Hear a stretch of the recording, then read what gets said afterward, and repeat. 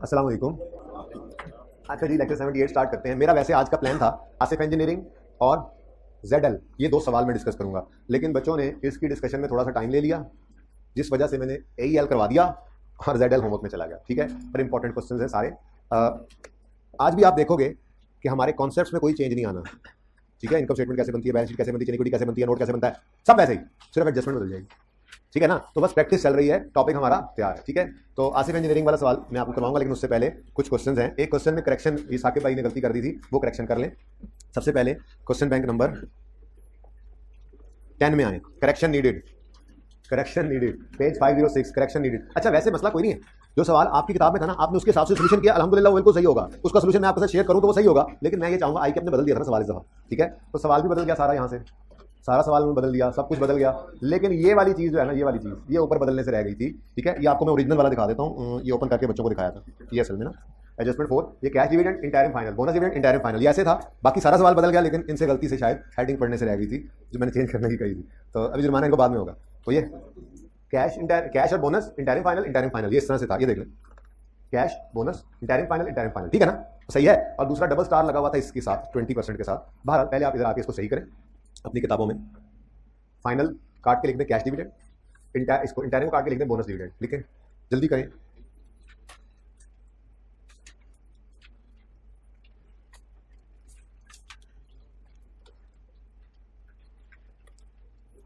मैंने साकिब ने कि ग्लव्स चेक किया था, उन्होंने कहा भी था सर बता है बशरियत, कोई गलती रह भी गई हो तो माफ कर दीजिएगा, चेंजेस मैंने की सारी हैं। नहीं नहीं, इंसान है, हमारे अकाउंटेंट भी तो मौजूद नहीं, आपको पता है। अब्दुल्ला भाई किधर हैं? ओके जी, फाइनल को काट के कैश डिविडेंड करें, इस इंटरिम को काट के टॉप वाले को बोनस डिविडेंड करें, डन।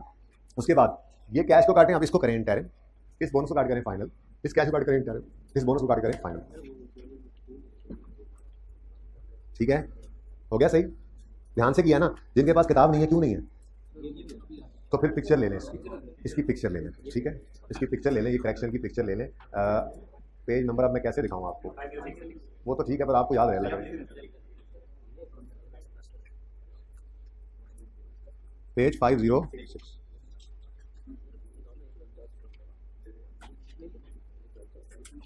ठीक है बच्चों। अच्छा, अब इसमें एक आधी बात डिस्कस कर लेते हैं जरा फटाफट। वैसे इसमें डिस्कस करने वाली बात है कोई नहीं, मसला से यही आया ना, ये क्या हो रहा है, वो डिविडेंड क्यों नहीं आ रहा है, एक डिविडेंड ढूंढ रहे होंगे आप, वो बहरहाल इस वजह से नहीं आ रहा था कि अब आप देखेंगे, इधर देखें, नोट कर लिया ये 12 का, हम खड़े कौन से साल में थे, 14 में, 13 और 14 हमारा साल। ठीक है, 12 का इंटरिम आएगा नहीं, 12 का इंटरिम नहीं, 12 का फाइनल 13 में हमारे साल में आ गया, ठीक हो गया। 12 का बोनस इंटरिम, 12 का फाइनल बोनस आएगा, लेकिन वो था नहीं, तो पहले साल के अंदर एक ये आ गया आपका 15%, ये अब आज बहुत ज़्यादा ये कलर कर देते हैं 1, 14 और 13 14 ना, नंबरिंग ही कर लेते हैं यार। 2013 में आएगा फाइनल 12, इंटरिम 13। कितने बच्चों ने ये अटेम्प्ट नहीं किया, वो हाथ खड़ा करें, नहीं किया, क्यों नहीं किया, हाइब्रिड वाले भी साथ ही क्लास में साथ हाथ खड़ा कर दिया करें, डेथ बढ़ती है, अगली बार करेंगे, इस दफा तो पास ऐसे नहीं होंगे। Final 13, interim 14। अच्छा, अब इधर देखें प्लीज, नंबरिंग कर लें, नंबरिंग 1 2 3 और 4, ठीक है। चल अब फाइनल ऑफ 12, ऐसे पढ़े, तरतीब से पढ़े। 12 का इंटरिम, चाहे कैश हो चाहे बोनस हो, 12 का इंटरिम, ठीक है, था भी नहीं, 12 का इंटरिम काट दें, डन, ठीक है। 12 का फाइनल, नंबर 1, 12 का फाइनल कैश वाला आ गया, बोनस वाला वो था नहीं वरना आता, डन हो गया। 13 पे चले, 13 का इंटरिम बिल्कुल आएगा, 13 का इंटरिम है, देखो नंबर 2 है, ये भी पहले साल में आएगा, ठीक है। 13 का इंटरिम आएगा, 13 का फाइनल बिल्कुल आना है 14 में, लेकिन है नहीं। 13 का इंटरिम बोनस वाला आएगा, है नहीं, है सॉरी 20%, बिल्कुल। ये कौन सा नंबर पे आ गया, एक बार तसल्ली से देख लो, 13 का इंटरिम है, 13 का इंटरिम है, 13 का इंटरिम है ओ 2, हाँ ये 2 ही है। अब 2 आ गए तो ये 2A है, ये 2B है, एक ही दिन दोनों आ गए ना, ठीक है। अच्छा, 13 का फाइनल 14 में जाना था लेकिन है नहीं, ठीक हो गया। 14 का कैश वाला इंटरिम आना था, है नहीं। 14 का कैश वाला फाइनल 15 में जाना है। 14 का बोनस वाला इंटरिम आना था लेकिन है नहीं। 14 का बोनस वाला फाइनल, तो फिर कितने बचे हैं? 1 2 3, ठीक है ना। अब अगली बात, ये 2 स्टार इसके साथ लगा हुआ था बेसिकली, जो कि आपको जरूरत ही नहीं था। सवाल सही हो जाए ना तो इसकी आपको जरूरत नहीं है। ये क्या हो रहा है असल में? इंटरिम डिविडेंड के बारे में क्या कहते हैं? ये हाफ ईयरली अकाउंट्स के साथ हम अनाउंस करते हैं, ये पता है ना। अब हमने 13 में इंटरिम डिविडेंड बांटा, कैश भी था बोनस भी था, सेम डेट पे। मैंने आपको वैसे ही बताया हुआ है, अगर ये कैश और बोनस डिविडेंड सेम डेट पे आ जाएं तो पहले कैश को लिख लेना। पीछे मकसद क्या था वही बताया था। मकसद ये था कि बोनस शेयर्स जो अभी दे रहे हैं उनको, उन शेयर्स पे डिविडेंड नहीं दिया जाता। ये कहा था ना, यानी सेम डेट पे हो। तो मैंने कहा था बोनस कैश भी दे रहे हैं, डिविडेंड भी बांट रहे हैं और मुफ्त में शेयर्स भी बांट रहे हैं, तो जो शेयर्स मुफ्त में बांट रहे हैं उनके ऊपर भी डिविडेंड नहीं मिलता होता। तो इसको बचाने के लिए मैंने एक असूल बता दिया था आपको कि अगर आप कैश और बोनस सेम डेट के ऊपर आपका आ रहा हो तो आप पहले हमेशा कैश लिख लेना, फिर बोनस लिखना।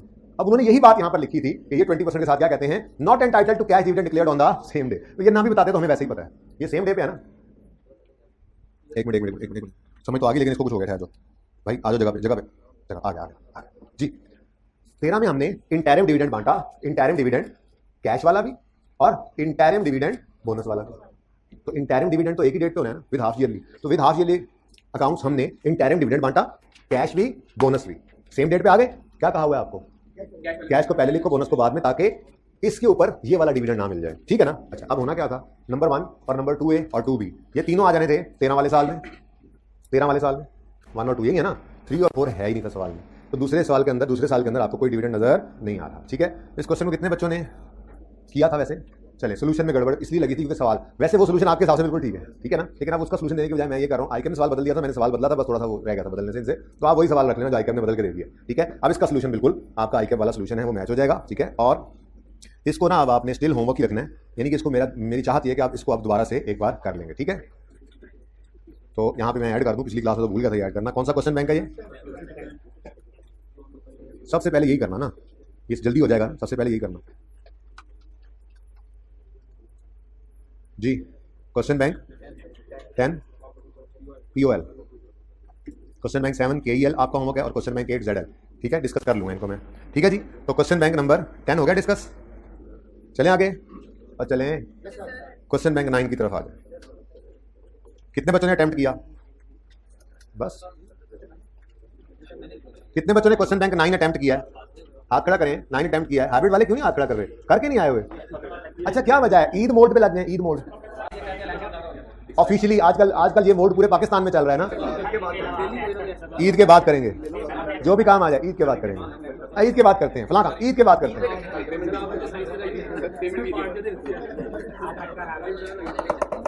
प्लीज, कितने बच्चों ने फखर वाला सवाल सुना था?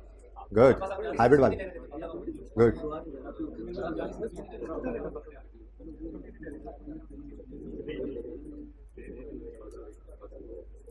अच्छा जी, ओपन करें question number 9, question bank 9 supreme cement.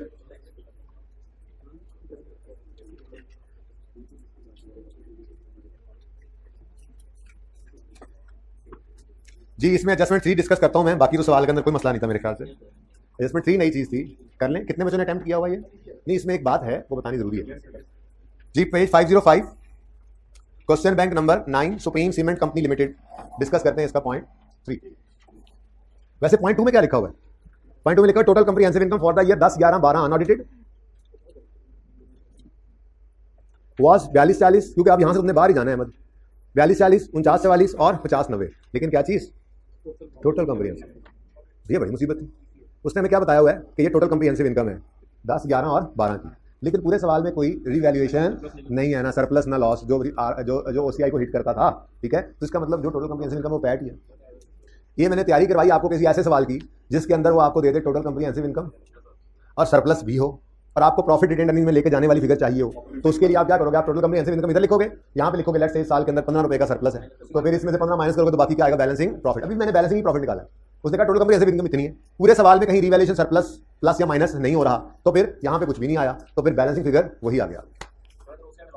Loss आएगा तो इधर जाहिर सी बात है, मिसाल के तौर पे लॉस है जी, ये 120 रुपए का लॉस है, तो रिवर्स वर्किंग करनी है तो ऊपर माइनस वाली फिगर प्लस ही करनी पड़ती है ना, यानी ये ज्यादा होगा उसमें से ये माइनस होगी चीज कम हुई पड़ी है, तो जाहिर सी बात है ऐसी होना था। और अगर ये प्लस हो तो इसको वापस जाते हुए माइनस करते हैं, यानी कि आपने रिवर्स वर्किंग करते हुए प्लस वाली चीज़ों को माइनस करना होता है, माइनस वाली चीज़ों को प्लस करना होता है। लेकिन ऐसा कुछ था नहीं, पर बता इसलिए दिया कि किसी ज़माने में ऐसे सवाल भी दे दिए जाते थे, तो आ सकता है।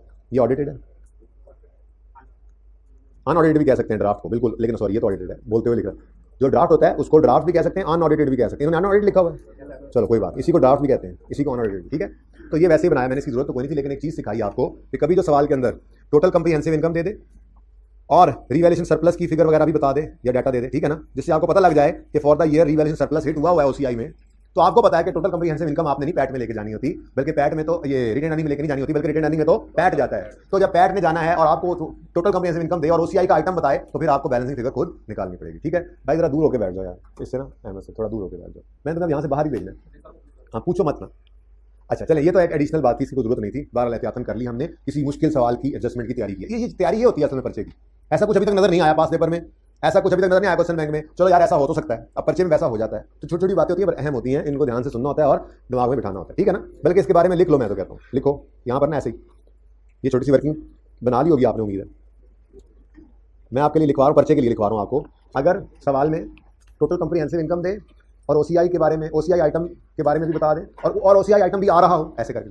अगर सवाल में टीसीआई दे दे, ऐसे शॉर्ट लिखा करो जल्दी जल्दी। अगर सवाल में, जैसे सवाल में दिया हुआ है, अगर सवाल में टीसीआई दे दे, मैं टोटल कंप्रीहेंसिव इनकम नहीं बोल रहा वरना आप पूरा लिखते हो, टीसीआई मतलब टोटल कंप्रीहेंसिव इनकम, ठीक है ना, शॉर्ट ही लिखो। अगर सवाल में टीसीआई दे दे और ओसीआई का कोई आइटम आ रहा हो, प्लस भी माइनस भी दोनों हो सकते हैं, ठीक है ना, और ओसीआई का भी कोई आइटम आ रहा हो, तो पैट की फिगर हम बैलेंसिंग निकालेंगे। जाहिर गिवन नहीं होगी तो निकालेंगे, ठीक है, दोनों भी तो दे सकता है बहरहाल। तो पैट की फिगर हम बैलेंसिंग निकाल लेंगे। ये जरा ऐसे ही एहतियातन आपको तैयार कर लिया मैंने, अगर ऐसी कोई एडजस्टमेंट पर्चे में आ जाए तो मैनेज कर लेना। वजह यह है कि टीसीआई उसने दिया है ना, तो ये रिटेन अर्निंग में नहीं जा सकता, रिटेन अर्निंग में तो पैट में जाना होता है। अब अगर इस सवाल में कोई ओसीआई का आइटम होता तो हमें पैट अलग से निकालना पड़ता, लेकिन चूंकि सवाल पूरे के अंदर कोई ओसीआई का आइटम था नहीं, इसलिए जो पैट वही टीसीआई। सही है ना, चलें आगे। अच्छा ये एक इंपॉर्टेंट पॉइंट था। अच्छा जी, during the year ended 31 December 12 it was observed that machinery purchased on July 11 for 350 was erroneously debited to stock in trade instead of PPE. SCCL depreciated at 20% reducing balance. No adjustment has been made yet in respect of this error. SCCL uses perpetual method. ठीक है जी, करना चाहिए था हमें machinery PPE debit cash credit, कर गए गलती से इन्वेंट्री डेबिट कैश क्रेडिट, तो सही करने के लिए क्या करोगे, PPE डेबिट इन्वेंट्री क्रेडिट।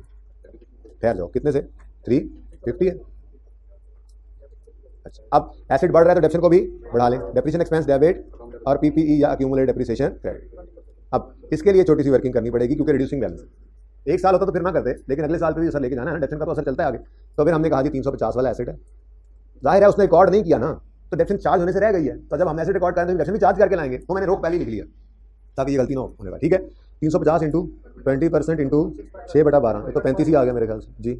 315 फिर 315 इंटू 20% 63 आ गया। बुक वैल्यू की जरूरत कोई नहीं, बिल्कुल ठीक है। अब ये डेप्रिसिएशन चार्ज होना चाहिए थी अगर एसेट रिकॉर्ड होता, एसेट रिकॉर्ड नहीं हुआ, डेप्रिसिएशन चार्ज भी नहीं हुई, तो कर दे चार्ज 35, तो 12 में भी 63 से,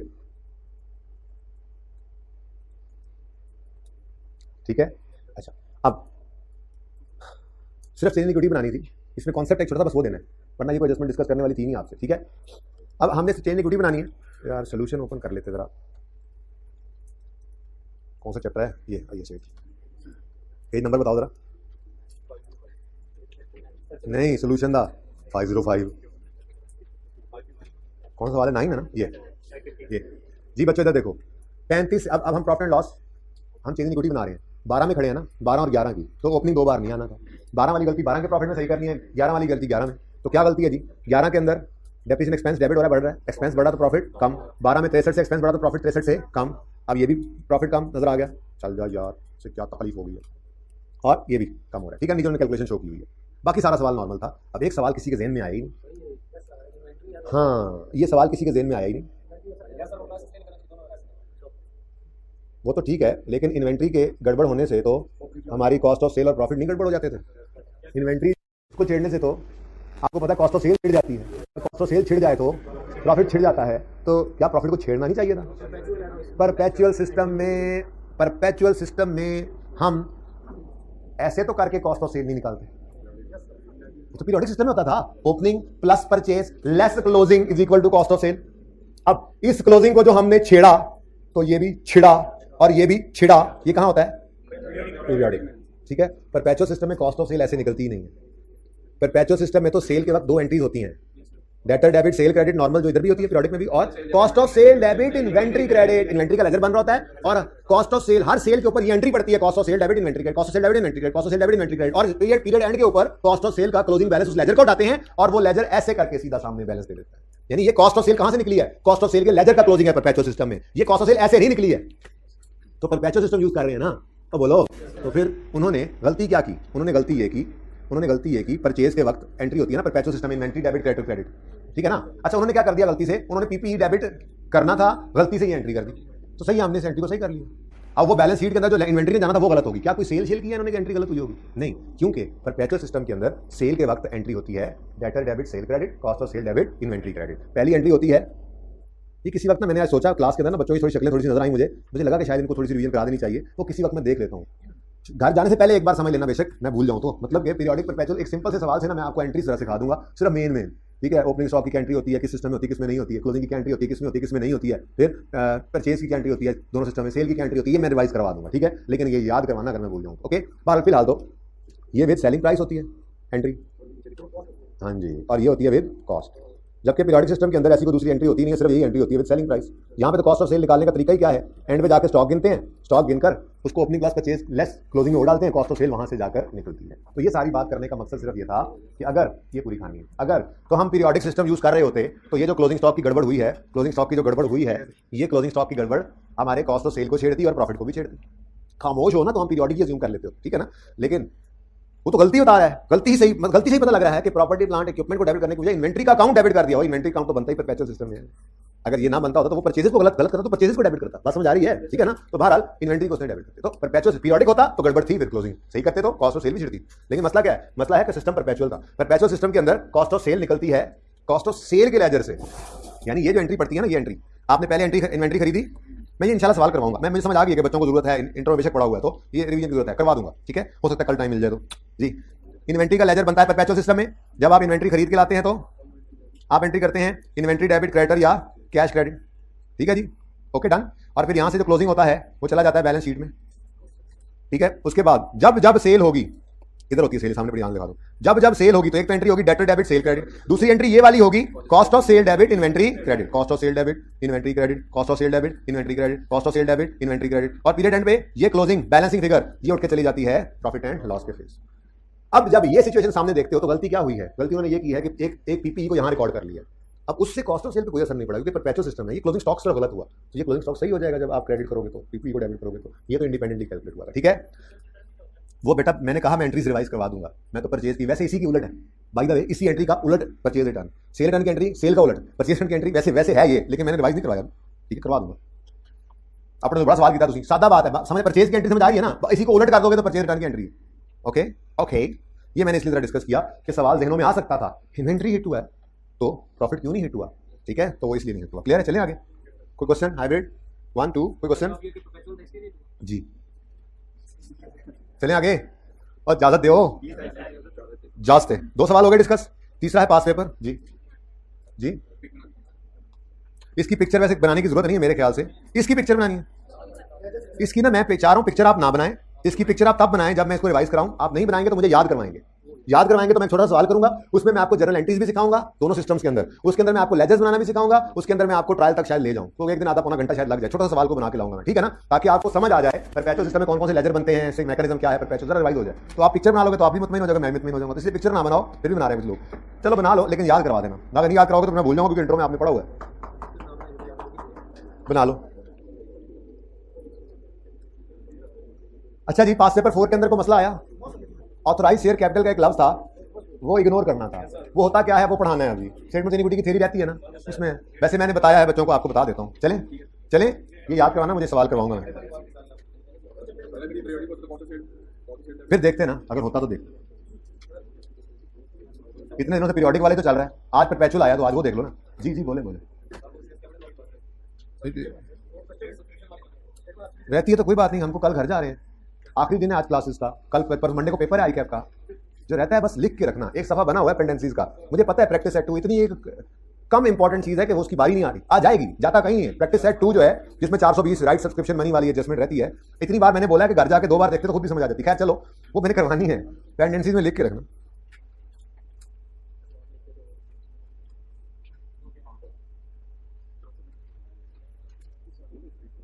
डेफोडिल हो गया था। इसके अंदर एक दो बातें थी। एक तो ये authorise share capital. Authorise share capital कहते हैं maximum amount of share capital a company is authorised to issue. पढ़ाना है वैसे, ये सिर्फ सवाल में आ गया इसलिए मैं बता रहा हूं, वरना ना बताता। ऑथोराइज्ड टू इशू, जब कंपनी इनकॉर्पोरेट कराई जाती है, मैं यहां से भी निकल जाओ यार, पीछे चले जाओ। जब कंपनी इनकॉर्पोरेट करवाई जाती है, बल्कि तुम पीछे ना जाओ, इधर आके बैठो, मैं खुद तुम्हें देखता हूँ, हाथ के नीचे बैठो, ज्यादा उधर नहीं जाना, ज्यादा उधर नहीं जाना। वैसे उधर जाना कोई नहीं, आज हमने कोने पे, लेकिन फिर भी ज्यादा उधर नहीं जाना, इसको तंग करके बैठाओ बस। हाँ, ये बैग बेशक उठा लो, बैग में कोई नहीं फीस दी हुई, बाकी इधर बैठना मेरा बच्चा। आज मैं देखता हूँ तू कैसे बोलता है, बड़े बड़े बाल ऐसे हाथ डालने, ऐसे ऐसे ऐसे। Maximum amount of share capital company authorised to issue, ठीक है। कंपनी मैक्सिमम कितना शेयर कैपिटल इशू कर सकती है, ये जब इनकॉर्पोरेट होती है कंपनी तो मेमोरेंडम आर्टिकल्स में लिख दिया जाता है। अब इस लिमिट के अंदर रहते रहते कंपनी को थोड़े थोड़े करके शेयर इशू करती रहती है। यानी उन्होंने कहा जी authorise share capital 500 million comprising of 50 million shares, यहां से फेस वैल्यू निकल सकती थी कि 500 मिलियन शेयर्स, 500 मिलियन रुपीस का अगर शेयर कैपिटल इशू कर सकते हैं और शेयर्स होंगे 50 मिलियन, तो फिर फेस वैल्यू क्या हुई, ₹10 पर share is the face value. कहीं और लिखी हुई थी तो ये यहां से निकल सकती थी। ये पिछली क्लास बताना भूल जाऊँ, चलो अब उनको कल बताऊंगा।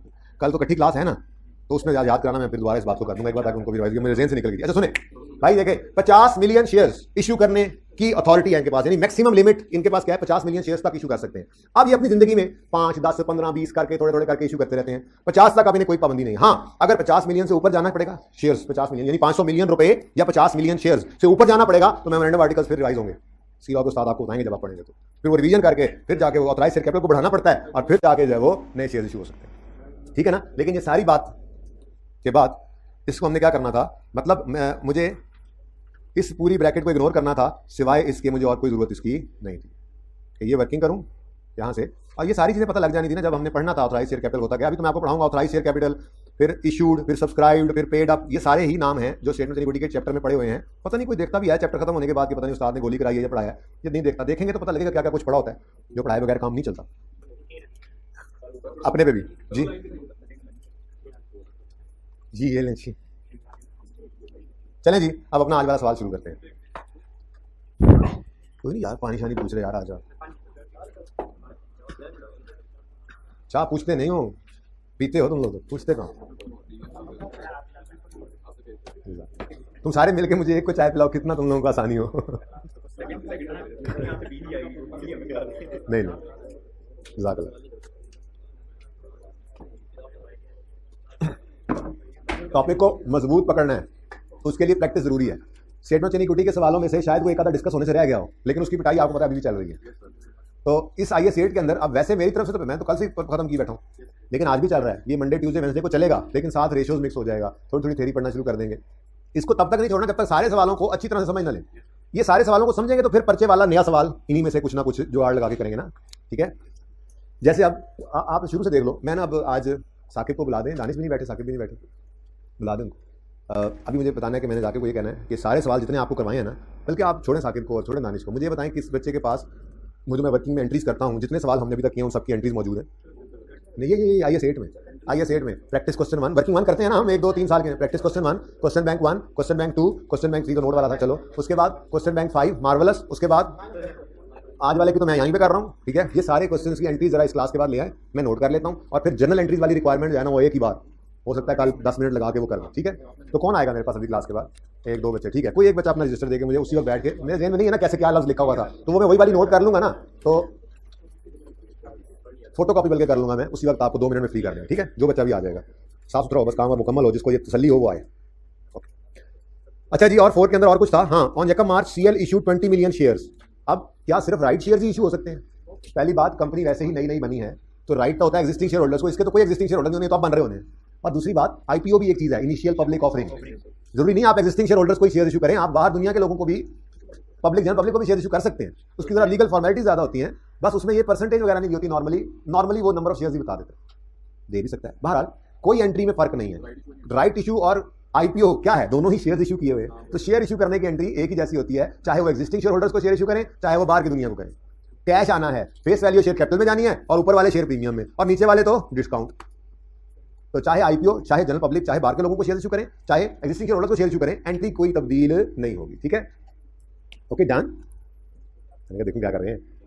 उसके बाद 15% बोनस शेयर्स हैं, बोनस शेयर्स हैं, शेयर्स, ये डिविडेंड तो नहीं है, तो इसको अगर पड़ा हो तो पड़ा शेयर प्रीमियम, हाँ ना, यहीं से आ जाना है ना।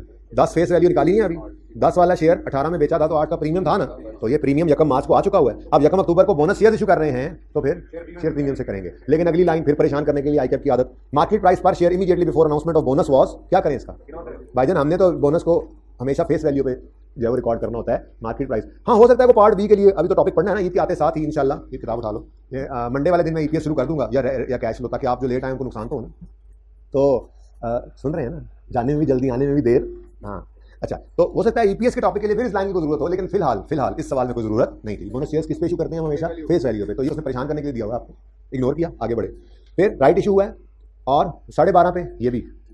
अब आगे कहता है share price immediately before right issue was 33 रुपये। अब ये क्या, 33 वाला शेयर 12.5 का। नॉर्मली एग्जिस्टिंग शेयर होल्डर्स को हम डिस्काउंट पे शेयर दे देते हैं, मसले मसाइल तक सरदर्दियां बचाते हैं जनरल पब्लिक की बजाय, इन्हीं को देते हैं, कहते हैं यार चलो बाहर 30 रुपये का शेयर है, आप हमसे 12.5 में ले लो, वो ये हो जाता है। अगेन ये शायद इस्तेमाल करना पड़े ईपीएस के टॉपिक के लिए इस बात को। अभी तक ईपीएस तो पढ़ा ही नहीं है, तो मैं आपके लिए, आपने नहीं काटना इसको, मैं आर्जी तौर पर इस सवाल में, इतना गुस्सा भी अच्छा नहीं होता, थोड़ा सा कम करें गुस्से को, मैं आर्जी तौर पर इसको ब्लैक करूँ, ठीक है, मुस्तकिल नहीं है। ओके जी, इसका इस लाइन का मतलब यह है कि अभी आपने इसको नहीं पढ़ा हुआ, मतलब आपको इसको पढ़ने का आप इससे कोई सरोकार नहीं है। इसका मतलब यह है कि आपके लिए सिर्फ इतनी सी बात काफी है, बोनस इशू हुआ है और ये आपको पता है किस पे करते हैं, फेस वैल्यू। परसेंटेज दिया मैंने तो बस शेयर कैपिटल के ऊपर परसेंटेज लगा देते हैं। अगली बात, यकम्स नंबर पे CL issued 40% right shares at a premium of, अच्छा सॉरी ये 12.5 नहीं है, 22.5 है, 22.5। बहरहाल 33 वाला शेयर 22.5 में दिया, लेकिन वो आपको पता ही नहीं है कि आगे कुछ लिखा हुआ है, कहाँ 33 लिखा हुआ है, कहाँ लिखा हुआ है, कहाँ है ही कोई नहीं, है आपका सवाल वही पुराने वाला। ये इंशाल्लाह जाके ईपीएस का टॉपिक जब पढ़ लेंगे ना, तभी बी पार्ट वो अलग है, ठीक है ना, तो फिर उसकी इंप्लीकेशन आप देखेंगे जाके। ओके, फिलहाल इतने सवाल आपने पढ़ा हुआ है। उसके बाद नेट प्रॉफिट है, रिवेल surplus rising during the year है, फिर ट्रांसफर है, फिर फाइनल कैश डिविडेंड है, फिर आफ्टर प्रिपरेशन हो गया होगा मेरे ख्याल से, तो और कोई मसला नहीं है इसके अंदर। फिर भी अगर आपको कोई मसला हो, मैंने इसको होमवर्क में डालना नहीं है, लेकिन आपका अगर किसने ये अटेम्प्ट किया था, कम है बच्चे, तो कर लें इसको, इसी दफा कर लें, वरना अगली बार फिर क्लास पढ़नी पड़ती है, आपको पता नहीं है। आप इसी ले रहे हैं FCR1 को, सबसे बुरा रिजल्ट आता है इसका, उसकी वजह होती है आप लोगों की नॉन सीरियसनेस। आप लोग समझते हैं बस वैसे ही सुकून से बस काम चल जाएगा, इस एटीट्यूड से, जिस एटीट्यूड से आजकल आप चल रहे हैं। ईद मोड कोई नहीं होता हमारे कैफ में। ईद मोड क्या होता है, ईद के दिन भी आपने पढ़ना टाइम मिले तो, ये है सीए करने वाले की निशानी। तो आप लोग कह रहे हैं कि हम अब अभी से ही शुरू हो गए, ईद के बाद करेंगे। सर सही कहते हैं सर, हैं भी ऐसे ही। चलो मैं ये कहता हूँ ईद वाला दिन जो है वो, चलो आप जो वो असर तक, मगरिब तक थोड़ा मौज कर लो, मैं जरा इस तरह का बंदा हूँ, उसके बाद फिर पढ़ना शुरू कर दो, उसके बाद नहीं, उसके बाद। लेकिन सर का तो लेवल है ना। अच्छा चलें जी, आज अपने सवाल पे। तो प्लान के मुताबिक 2 सवाल थे, लेकिन ऐसे ही क्लास काफ़ी टाइम ले गई थी, तो हमने इसको एक ही पर इत्तेफाक किया। लेकिन ये सवाल बहुत खूबसूरत सवाल, इसकी जो एडजस्टमेंट है वो इस सवाल के अंदर ही मैंने देखी, ना इससे पहले ना इसके बाद कभी नजर आई, सुभान अल्लाह। लेकिन एक बात बता दूं आपको, होमवर्क के अंदर और कौन सा सवाल दिया, KEL, पोल तो पुराना हो गया ना, KEL और ZL, जरा इनको देख लें। KEL, ये KEL लाइक फखर लिमिटेड है, मैंने होमवर्क दिया हुआ है, page 504, question bank 7, KEL like Fakhar limited है। अब आप कहोगे जब एडजस्टमेंट पढ़ के देख लो, to provide more relevant reliable information of investment property, it has been decided to change the only investment property at cost of 150, 60%, भाई वाला 60% भी आ गया, ठीक है। यू सेलेक्ट 10 years वैल्यू, 10 साल डेप्शन is included in draft, the fair value is increase, same 100% same adjustment ICAP की, ठीक है। आईकैप ने अपने क्वेश्चन बैंक में ये सवाल डाला है, जो FAR2 में जब ये टॉपिक होता था तो उसके अंदर जैसे मैंने आपको कहा था ना, एक एडजस्टमेंट खत्म करके। लेकिन इसकी खूबसूरती क्या है, जिसके आपको होमवर्क में दिया गया, वरना तो सेम क्वेश्चन था। इसकी खूबसूरती अगली बार मैं वो उड़ाई दूंगा, इसी को रखेंगे ताकि एक ही हो और एक ही दफा में सारा कुछ हो जाए। इसकी खूबसूरती ये है, हमने उसमें सिर्फ चेंज इन इक्विटी बनाई थी, लेकिन बहुत कुछ था, शेयर कैपिटल, शेयर प्रीमियम, सब कुछ ही आ रहा था, ठीक है ना। और बीच में ये एडजस्टमेंट थी। यहाँ पे उसने सिर्फ रिटेन्ड अर्निंग्स बता दिया, हमें रिक्वायर हमसे कर रहा है रिटेन्ड अर्निंग्स का कॉलम ओनली चेंज इक्विटी में, और साथ में इनकम स्टेटमेंट, बैलेंस शीट और नोट भी मांग लिया है। फखर वाले सवाल की एडजस्टमेंट सेम है, लेकिन रिक्वायरमेंट से बढ़ गई हैं, तो ये ज्यादा खूबसूरत सवाल है जो आपको इस लेवल पे ले आएगा कि आप चेंज इन पॉलिसी का नोट खुद बनाएंगे इंशाल्लाह, सोल्यूशन को खुद पे हराम रखते हुए एक बार सारा सवाल कर देंगे आप, ठीक है। अच्छा उसके बाद कौन सा सवाल है, इन्होंने गलत चेंज इन इक्विटी बना के दे दी, मतलब उन्होंने खुद से बना के दी चेंज इन इक्विटी, ये बड़ा इंपॉर्टेंट बात, ये मैंने खुद करवाना था लेकिन आज नहीं करवाया। खैर इसके अंदर क्या हुआ है, इसके अंदर वो कहता है हम खड़े हैं 20 में और पिछला साल 19 है, उससे पिछला साल 18, 3 साल पहले हमने एक बिल्डिंग खरीदी थी 200 मिलियन की, और उसे उसी वक्त किराए पे दे दिया था 3 साल के लिए। अब ये क्या है, इन्वेस्टमेंट प्रॉपर्टी। तीसरे साल के एंड में वो कहता है जी किराएदार ने खाली कर दिया और अब वो हम खुद अपने इस्तेमाल में ले आए।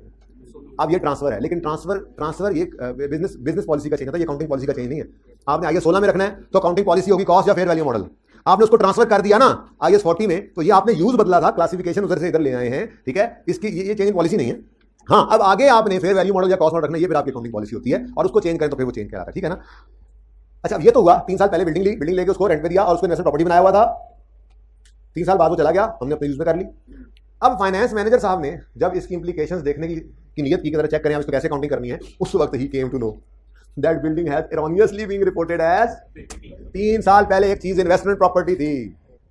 2 साल थी, तीसरा साल भी बीच में आ गया ना, तीसरे साल में खड़े हैं। 3 साल पहले एक चीज इन्वेस्टमेंट प्रॉपर्टी थी, वो 3 साल पहले आपने PPE बना ली, तो एक तो आप उसको सही करना है, ठीक है। फिर डेप्रिशिएट भी करते रहे, वो कह रहा है उसको उल्टाएंगे। फिर फेयर वैल्यू थी, वो बढ़ाएंगे या कम करेंगे, ठीक है ना, सही है।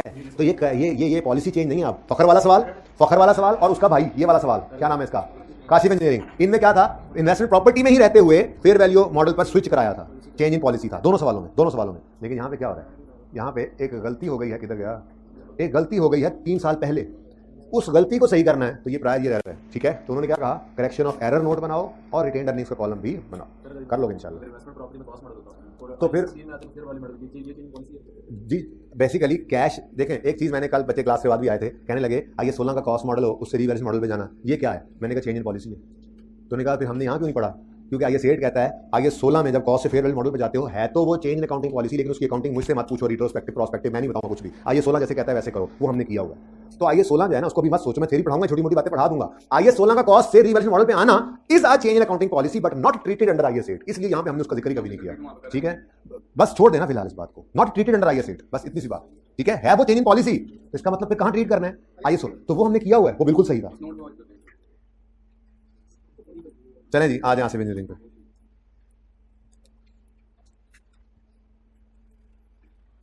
इस सवाल को पढ़े, वेरी कीमती सवाल। मैं तो कहता हूं पार्ट 2 शुरू कर लें।